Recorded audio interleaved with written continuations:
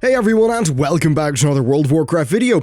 Are you bored in WoW? Do you find yourself logging in and flying around in circles? Well, this is the video for you. I'm going to go through a bunch of things that you can do, changes that you can make, basically things that could spark off you enjoying the game a bit more again. Now, if that fails, then I've got a bunch of game recommendations for you towards the end of this video. Things that act as a good palate cleanser to a game like World of Warcraft, rather than just saying you should sink your time in another MMO. So, let's kick it off with perhaps the most important, but also the hardest to get right thing when it comes to enjoying a game like World of Warcraft. And that's friends. I would hazard to guess that not having friends who actively play the game is the largest cause of boredom. It's perhaps the largest barrier to easily accessing much of the content in the game that's, really the stuff that's sort of the best. And not having friends to easily get to that content can be a bit of a mental block, or, there's an understandable aversion to doing that content with randoms. Therefore, I think that finding friends to play the game with is one of the most important things that you can do.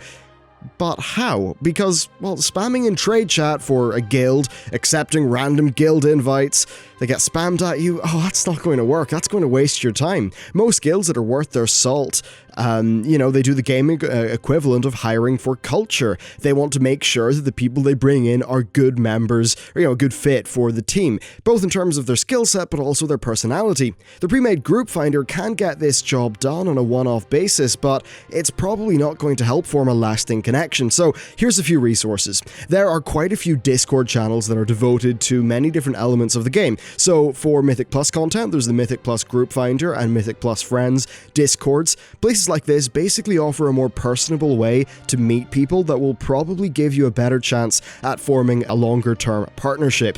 There's also things like, say, OpenRaid, which can help you find groups for a multitude of different types of content, and they really can filter out much of the rubbish that you find in the in-game pre-made group finder.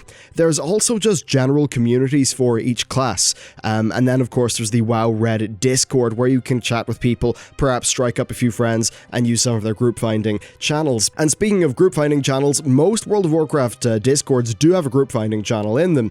So rather than just drone on forever, I'm just going to, in the description, put loads of resources for how you can find people to play the game with. Next, stop giving a shit. I mean, yeah, that sounds odd, but just really, stop caring about some stuff. I think this really speaks to the strengths and weaknesses of many of the Legion systems. Grinding out AP for the Netherlight Crucible, making sure you do every emissary cache, that's fine for a while, but it is going to lead to mop daily style burnout if you're not careful. Early on in Legion, doing these things pretty much daily and really diligently was super important to not falling behind, but that's just far less the case now. There's so much catch-up, but most of us are still operating with the same gameplay patterns that we learned at the start of the expansion. One thing that happened when I started doing the class review series is I stopped giving a shit. Knowing that I wanted to go through every character meant that, I soon realized it would be impossible to care about every single emissary cache, every world quest, every artifact, weapon, rank, all that stuff. I couldn't care about that and still stay sane. What happened is, I was playing the game less in terms of hours, quite a lot less actually. When I played it, I was actually having fun because I was logging in because I wanted to go and do a bit of content rather than feeling obligated to keep up pace. Now, I know this isn't going to be possible for some people, based on their guilds, but at least for me, this was a really important thing in being able to enjoy Legion. Next, alt characters. Making an alt is a great way to experience the game from a new angle, and really to enjoy some of the mechanics that a unique class can actually bring. The more classes that you play, of course, the more appreciation you have for the various different mechanics in the game, and I think the class design broadly is something WoW gets really, really good, so it's a hell of a lot of fun. Now, this is super important if you want to get into PvP, but still, even if you're into PvE content, I think it's great to play multiple classes as well. I mean, to give you an idea of where I'm at right now, I've almost got the problem of there's too much that I actually want to do in the game. I've got so many different characters from the class review series that there's just loads of stuff I want to do on them. The main thing that I recommend that people do, though, is try out a class with a very different niche or class fantasy to what you are currently playing. As I said in my choosing a main video, making the switch from Hunter to Monk has resulted in me getting just so much more gameplay and enjoyment out of World of Warcraft, so I'd recommend doing that.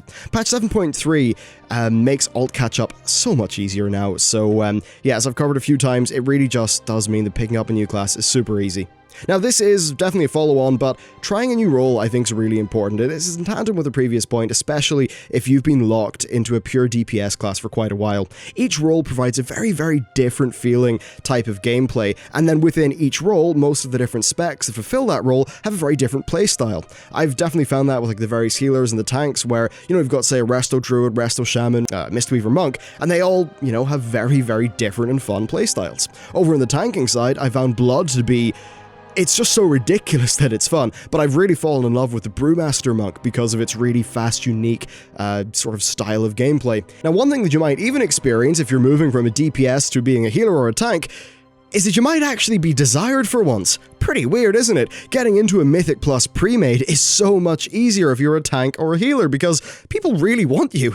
It gives the game this really strong pick up and play feel. You just know that no matter what, like, you can go and do some content, and that is a lot nicer than the prospect of spending 40 minutes applying for groups on the pre-made finder. Another thing that you can spend a hell of a lot of time doing is getting the challenge appearances. The great thing about these is the gameplay is actually really fun, bar, say, High Lord Cruel and a Paladin, that's a bit iffy. But, you know, this will give you a sense of achievement at the end and a cool reward. When they came out, they were mostly being completed by people who were eye levels 900 to 915, but most importantly, you know, like people who had an optimized gear set. You know, they had their tiers, their set bonuses, their trinkets, all that jazz. Well, now in Legion you can get to 920, you know, maybe not with an amazing set, but you can get to 920 pretty easily, and with not that much time spent on Argus, which means that you're at an item level where you can go into a class challenge and maybe you'll, you know, overgear a little bit, but you'll still get good, fun gameplay that's decently challenging. Doing this across a few characters is a great way to learn some new specs and experience the game in a slightly different way. Plus, you know, a few of those new artifact skins are actually really cool. So I'd say this is a great thing to go and do now if you've been neglecting it over the last while. So next we've got one that I'm pretty much embarking on now, and that is the hidden artifact appearances. So as you know, each artifact in Legion has a hidden appearance. These are from a variety of sources. For an example, the Hunter one was off a Court of Verondis vendor at Revere, which is a bit boring, but the Paladin one, well, that one's quite long and involved. It's a throwback to the old Ashbringer legend from Vanilla that I covered in a video like 2 weeks ago. Now, a few of these are kind of RNG heavy, but broadly, I think that trying to collect these will give you, you know, some stuff to do. Okay, some of them are a little bit grindy, some of them are quite fun though, but, you know, if you're bored, you don't have anything to do, I think that this is a pretty good thing that you can chip away at, especially if you're someone who has came back for patch 7.3 after Legion launch. You've finished most of the 7.3 content and you're kind of thinking, okay, what am I going to do next? So this might seem unconventional, but doing a UI rework. UI is really at the core of how we play any game. With most titles, companies spend a lot of time and money making the UI that best suits the game. They allow for the player to have enough information while also not being so, you know, big and in your face that it sort of gets in your way. Here's the thing. The default UI for World of Warcraft is kind of terrible, and with adding the ability to, you know, make our own UI, that's great, but most of us are not interaction designers. So this freedom is awesome, but Blizzard is basically relying on offloading UI design to you and me, which is a problem because, as I said, we're not designers, and that leads to loads of people playing terrible UIs that are overly, you know, maybe they've got great utility, but they get in the way of enjoying the game. My current UI is a bizarre elf setup that I threw together in 15 minutes because I wanted something generic for my class reviews, but one of my next big projects in World of Warcraft is making a really awesome UI that is just really fun to play, reinforces the gameplay, but still gives you enough of the information that you need. But still, I would recommend taking a look at your UI. Are there any things that annoy you? Any little quirks? Any annoyances? Is it too much in your face? And maybe thinking about how you can redesign a little bit of it so that you can sort of have a better window into the game rather than just this big cluttered mess. I mean, it's all well and good copying a mythic raider like top-end person's UI, but at the end of the day, if you're only a casual player, that's probably not the best UI for you in terms of actually enjoying the game. So next we've got an oddly controversial one, that's gold making. Historically, this has been one of my big gameplay fallbacks, and it's something that I love doing. It's something that I really enjoy in most of the games that I actually play, and yeah, even like in the real world, I'm super interested in economics and all that stuff, so this really is up my alley, and it's always interesting to see the divide within the community on this topic. Whenever I do a gold making video, which is something that I'm very passionate about, very interested in, there's usually a very loud pushback from a very vocal minority of angry people who see it as being a sort of scummy, low quality, suspicious type of content, which is odd and frankly stupid, because gold making, for some people can be deeply satisfying. Starting up any, a profession, starting up in a market, working out the various ways you can turn a profit, and then executing on a plan that you've actually worked on is a lot of fun. There are few things as rewarding as logging in to find a mailbox that's just got thousands upon thousands of gold in it.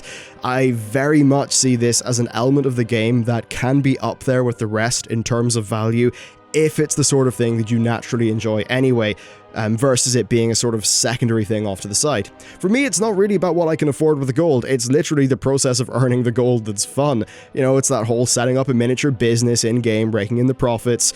I just really enjoy that, really as much as any other part of World of Warcraft. I'd recommend just diving into it if you haven't already, because it can be very satisfying. So next, I think you should try playing the other faction for a bit. One thing that I've had a lot of fun with every now and then is running through 1 through 60 as a character of the opposite faction. Now, it's a bit strange because I faction swapped my main characters to Horde for Legion, but I still have not seen most of the Horde leveling content from the Old World Cataclysm revamp. Now, the Horde specifically, I think, have some really great stuff. The whole arc with Garrosh and Stone Talon Peaks, and basically the entire Forsaken leveling experience are some of the best storytelling that they've done in the game, even when you include much of Mist's, Warlords of Draenor, and Legion. Now sure, the production values aren't, up to Warlords of Draenor levels with all the voice acting and stuff, but there's some really good stuff there. The problem is that the leveling process right now just is not great in World of Warcraft because the game's mechanics, they're balanced for 110, they feel a bit broken and unbalanced at the low levels. Now, combining, I think, leveling up with one of the challenges, such as the Iron Man challenge, I think that could be a pretty damn good way to go with, actually preserving some gameplay. Finally, I have been working on 2 things, basically a sort of a UI and game rework that gives you an immersive, couch gamepad experience, and then also one that gives you a more immersive RPG-like experience, still on the PC with a mouse and keyboard. Kind of trying to make it feel slightly more like a single-player action RPG. I mean, it would never be any Witcher, but I'm trying to do the best that I can with World of Warcraft. Still, that might be a few months off. Okay, next, PvP brawls. So, I've noticed that most people have an almost reflexive aversion to PvP content in the game. Now, yeah, there's many problems with PvP right now as an overall system, but as something to dip into and out of, I really think you should try out the brawls whenever they appear. These brawls are they're a lot more fun and fresh feeling than the regular battlegrounds. After all, by the way, it has been 4.5 years since we got a new battleground. Kind of amazing, but the brawls themselves are really awesome, so I recommend you try those out. Next, Chromie. The Chromie scenario is a really cool bit of content that made it into the game with patch 7.2.5. Now, I figure that many people didn't get around to doing it, but, if you sort of clicked in this video and you're bored right now, and you just want to literally turn the video off right now and go do something, make that be the Chromie scenario. I'd recommend doing it without a guide, using your own, problem-solving skills. It's not dependent on gear, and it will definitely give you a few hours of, fun and intrigue. Next, play Warcraft 3. Warcraft 3 is a brilliant, brilliant game. It's where Blizzard established most of the World of Warcraft lore, at least the modern stuff that sort of led into vanilla WoW, but it seems like most WoW players haven't actually played War 3. There's characters like the Lich King, even the meme pickle like Thrall. They have so much more depth when you know all of the Warcraft 3 stuff, and the best way to know the Warcraft 3 stuff is to play War 3. Illidan especially, I actually struggle in, imagining someone seeing him as being interesting if they haven't played War 3. Now, while it does look a bit dated, the game design is timeless, and it's fun to this day. I still imagine it's going to be fun long into the future. It really is just a brilliant, way to sink a weekend or two away. Okay, so if you definitely just want to take a break to WoW, maybe wait to BlizzCon, I do have some game recommendations for, if the stuff in this video hasn't really tickled your fancy. The good news is there are loads of excellent games out right now, or ones that are coming in the near future, and there's also great stuff in the back catalogue too. I'm going to go through some of the stuff that I've been enjoying recently. I'll kick that off with Warhammer Total War. It's fantastic. The fantasy setting allows for them to be really creative with the units and the heroes, and they bring in a whole bunch of new mechanics that are just really enjoyable. Now, it does take some getting used to if you are, like myself, you've been playing, say, the historical games with a mod like Divide et Imperia, I believe is the name of it. Still, Warhammer Total War is a complete gem and a complete just time vampire. Total War 2, or Warhammer Total War 2, does do something interesting in that it bolts the new game map onto the existing one, making this really massive world, and it's also got some Civ-like victory goals, which seems pretty cool, and I believe that's out now, so that's probably something I'll be playing over the next month. Battlestar Galactica Deadlock pretty much nails Battlestar in game form. Not going to go into the details here, but if you like BSG, it's pretty much a must-have. Next, Assassin's Creed Origins. It's getting a mention here even though it's not out yet. I played an early build at EGX and it's fixed my largest gripes of the series. Basically, the combat used to suck. The animation-based pseudo QTE stuff has been replaced with a hitbox-based combat system that brings sort of a bit of Dark Souls into the mix. Now, the setting is also really cool. Obviously, we have to wait and see to what it's, really going to be like, but so far, looking quite promising. Speaking of games that we can't play yet, Destiny 2 on PC. I loved the beta. It was so much fun. The gameplay just felt so tight, but unfortunately, we still have a few weeks to wait. Now, one thing that I do recommend as a palate cleanser is playing an immersive single-player narrative game. With World of Warcraft, sometimes it's just nice to play something that's different. So for me, that means Hellblade, which came out from Ninja Theory recently, which is brilliant. Uncharted 4, Lost Legacy. Then you can go into the back catalogue, stuff like Shadows of Mordor, even Assassin's Creed Black Flag. A lot of these are super cheap and really worth playing if you haven't went through them already. There's also Rainbow Six Siege if you want a sort of competitive shooter. And this game is super fun, and they actually spent the first half of this year not working in DLC, but instead working in server tech and netcode. So now that game is better than ever, and its redemption story is pretty much one of the coolest things to happen in gaming recently. It's nice to see a publisher actually stick to their guns and work to fix a product rather than abandon it. Now that's just a selection of PC games. Obviously stuff like, Cuphead's out, a lot of people love Stardew Valley, there's many different things there, but that's just my thoughts. But mainly, yeah, if you haven't played Uncharted 4 or, The Last of Us, stuff like that, just playing those games for a weekend can really palate cleanse World of Warcraft just by being very different. So there you go, a quick overview of how I personally am sort of avoiding getting bored in World of Warcraft, avoiding getting burnt out, but if you are feeling a bit burnt out, also some recommendations of stuff you can do to take a little bit of a break from it. Thank you very much for watching this video. If you want to support what we do, you can check out the Patreon. But guys, that's it for me. Thanks for watching, and I'll see you next time.